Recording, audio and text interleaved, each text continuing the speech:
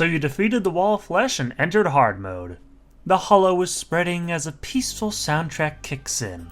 You look around at all the new monsters that have entered your world and think to yourself, I'm gonna need a bigger shield. Anywho, how's it been, Melee? Have you... Oh, you're still doing that. Yoo-hoo, Melee! Oh, hey narrator. Nice to see you again. Yes, indeed it is. How have you been? Beat Baldur's Gate yet? Haha, yeah, I've beaten it, soloed it, hunted every monster in Monster Hunter, claimed the Mojave as my own, conquered all of Calradia, climbed the Mountain of Celeste and— Okay, I get it. It's been a while. So how's about we get you ready for your next adventure in Hardmode? First off, we'll be heading underground to mine some palladium ore to make it into armor.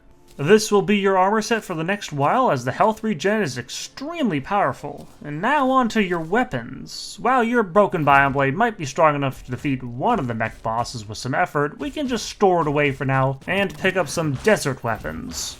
So after corrupting one of the deserts and hollowing the other, you slay dark and light mummies for some shards to craft the Tao of Pow and the Yin-Yo. The Tao of Pow is a flail that deals high DPS when up close, and the Yin-Yo is your ranged option. You'll need to buff up the Yin-Yo so it's not trash by picking up the Yo-Yo Glove from the Skeleton Merchant. Then, with it, a counterweight, and a bit of string, you craft the Yo-Yo Bag for maximum Yo-Yo output. Before you begin your mech boss rush, you decide to clean up and expand your tub. That means crafting the Axe of Purity to help get rid of the corruption, and it also doubles as a pretty decent weapon. Oh, and you should also probably get a few new potion buffs to further assist with your fights. Now it's time for your first mech boss, who is keeping you from properly using your battle tub. For your choice, you go with the Destroyer, as the Tao of Pow's melee spinny attack is really good against it. Plus, it's the easiest boss to fight outside of the tub, especially if you cheese it at the start. And especially if you really cheese it at the start. Wait, really? That works? If you don't want to cheese it, just follow these two rules. Tao one close, yo one low. Anywho, easy dub, and now you wait for a solar eclipse. You're looking for a Neptune's shell so you can transform into a merfolk to actually use your battle tub. And what a wonderful feeling that is. You glide effortlessly through the water, unaffected by the slow fall that ruins your battles. Now you can take on the rest of the mech bosses. The twins struggle to hit you as the water greatly slows the projectiles, and you keep your distance with both your yo-yo and the Axe of Purity, which damages with its cleansing attack. While it does get a little bit close towards the end, you blow both of them up and move on to Skeletron Prime. He's a much easier fight than the twins, as he doesn't dash all over the place, meaning you can just use the same combo of weapons to take it down. Wow, that certainly looked easy. Must be nice having some of the best pre-boss armor. Yes, indeed. This armor holds up quite well, but something about that transformation. I've never felt so powerful! And so much more comfortable. Well, alrighty, glad to hear that. But now we really ought to retire your armor and upgrade, well, everything. We totally skipped most accessory upgrades, so let's quickly craft some radiant hollowed armor and head out to collect some accessory buffs. Firstly, you'll be heading down to the underworld to collect a fire feather for the fire wings, which now boost melee damage a small amount. Then you'll want to combine the bloody worm tooth from the perforators and the worm scarf from the Eater of Worlds with a few souls of night to make the bloody worm scarf. This gives you more damage reduction and even more melee damage. What's that? Your world is corruption, so where did I get the crimson? Well, thankfully, the devs were kind enough to put the other evil biome in the world gen as a floating island, complete with a biome chest and everything. Next, let's get an irreplaceable item, the mechanical glove, which makes your arm swing much faster. Now for your final accessory upgrade, the Grand Gelatin. This one takes all the different jellies, a bit of biome souls to craft it into a nifty little item that further increases your healing. You swap it out with the yo-yo bag because you'll be retiring the yo-yos for a while. This Grand Gelatin will be even better later on, but for now it's time to finally get a new weapon. It's time to fix up your broken biome blade using all the mech boss souls, some pixie dust, and some starblight soot. Now all the previous attunements have been upgraded and you've been given 3 new ones. Those being the Heaven's Might, which gives you a spinny blade that you can throw after a few spins, Exance Abhorrence, which gives you a charging blade that causes some pillars of the astral to erupt from the ground, and finally, Gesture of the Drowned, which gives you some cool waves. Sadly, none of these effects are very effective against this next boss, the Calamitous Clone. So let's grab ourselves a new weapon, one that is somehow insanely good. The Hollowed Jousting Lance can achieve an extremely high DPS when you're flying with all your might. Phase 1 is easy at this point, but once the brothers come out, good for them by the way, it gets a bit more difficult. You keep your distance and spam Shadow Flame daggers you got from the Goblin Invasion until your HP is high enough to risk a melee fight. After they're gone, it's back to business as usual. Just fly at the clone until you pierced it through and have claimed victory. Man, this thing is totally gonna get nerfed, isn't it? Whatever. Off to your next fight against Plantera. Not before switching in the Ice Biome attunement on your Biome Blade and hitting the new max health. The Pogo Blade still does some pretty good damage, but sometimes accidentally bouncing to the other side of the arena isn't the best idea, so having the ice as a backup is very appreciated. Anywho, Phase 1 takes a few tries due to how often she runs away, but once you get to Phase 2, you take it down with relative ease. And honestly, you can probably just go take on Golem now. Hollowed Armored's dodge is really busted and there's a bunch of much stronger upgrades past it. So after making your way through the most cramped jungle temple I've ever seen, you reach the boss room and clean it up. And by that, I mean you remove all the annoying bits, flood the whole thing, and then place a bunch of cursed flame torches so you can actually see clearly. Jeez, Melee, you really like water, huh? Well, yes. It makes a perfect way to battle. Infinite flight, slows most projectiles, and, it feels right. Or nearing it, at least. Well, alright then. Sounds like there's something a bit more to this than just the water, but hark! Battle awaits! Nothing too fancy here. The ice and desert attunements are pretty solid and take down the arms quickly. Against the rest of the boss, it requires a bit more effort. Making sure to carefully space yourself so that the stomps don't hit you too much, and after a few attempts, you've collected yet another toy for your battle tub. Which is looking a little bit barren for your tastes. So let's go ahead and upgrade your gear, then fill up that tub. First of all, some new weapons. There's quite a few ones you can craft, but why craft something in a reasonable amount of time when you can grind for multiple hours for the biome keys?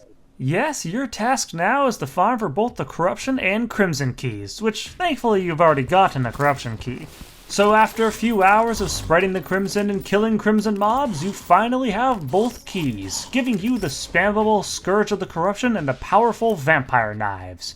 But these aren't necessarily very strong, they lean more towards the safe and reliable, which just isn't your playstyle. So you set your sights on a true melee weapon that requires some life alloy and some cores of Calamity.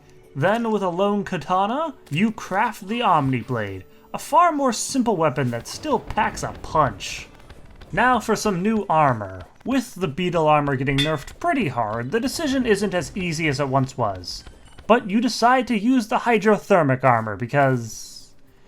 why are you using that one again? Because it looks cool! Ah, of course. Not a bad option either. The armor set is made from items you've already gathered for the Omniblade and gives you a fair bit more melee speed too.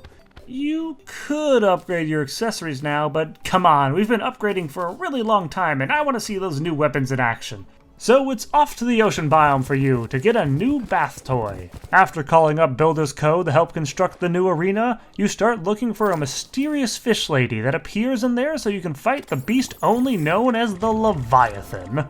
The fight starts off with a pretty simple chase mission of rushing down that fish lady for a while. She likes to dance just outside of the range of your Omniblade, but when she stops to do a certain attack, you can really rip into her. And soon enough, she leaves and summons the Leviathan.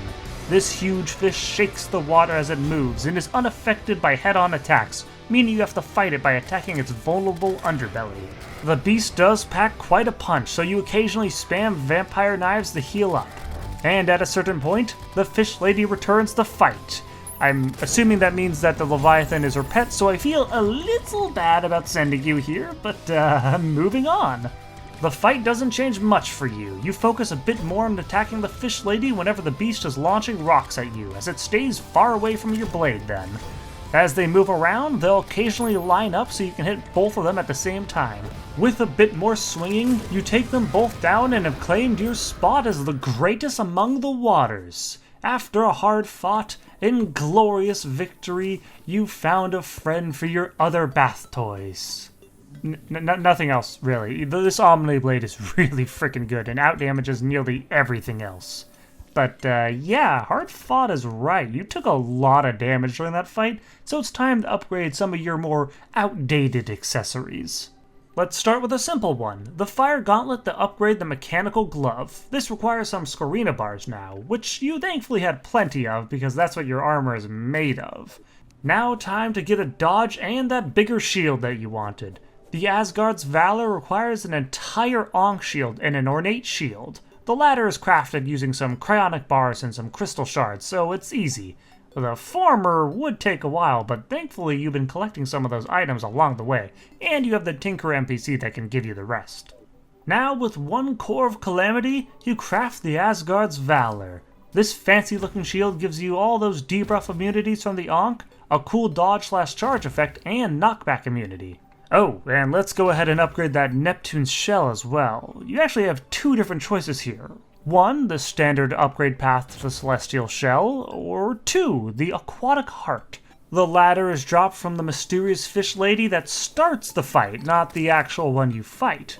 So after finding one, attacking it for the drop, reloading and repeating until you get it, you can try out this neat upgrade, and it's worse. No unlimited flight makes this option already not great, and the other bonuses it gives do not outweigh those really powerful general buffs that the Celestial Shell would give you. And besides, that's the form of a loser! Who would want to be dressing up as the third strongest water being? So you grab all your stuff and craft the Celestial Shell, giving you, a lot. It does a lot for you.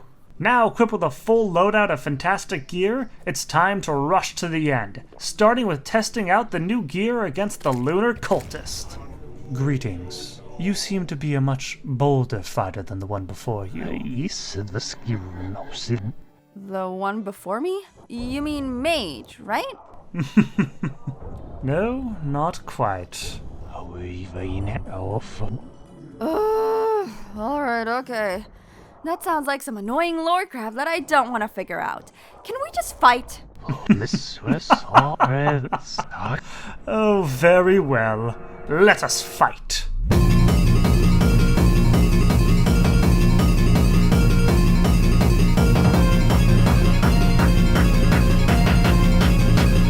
Well fought, embodiment of solar. With the Lunar Cultist defeated, the Celestial Pillars descend upon your world. You quickly rush to one of the pillars to pick up some meld blobs for your final accessory, the Absorber. With the meld constructs, some mollusk shells from the sunken sea, and a few other items, you turned your Grand Gelatin into an extremely tanky item that will help you clear out the rest of the pillars. And as those crumble and fall, the sky darkens, nay, the whole world darkens as you await your grand challenge.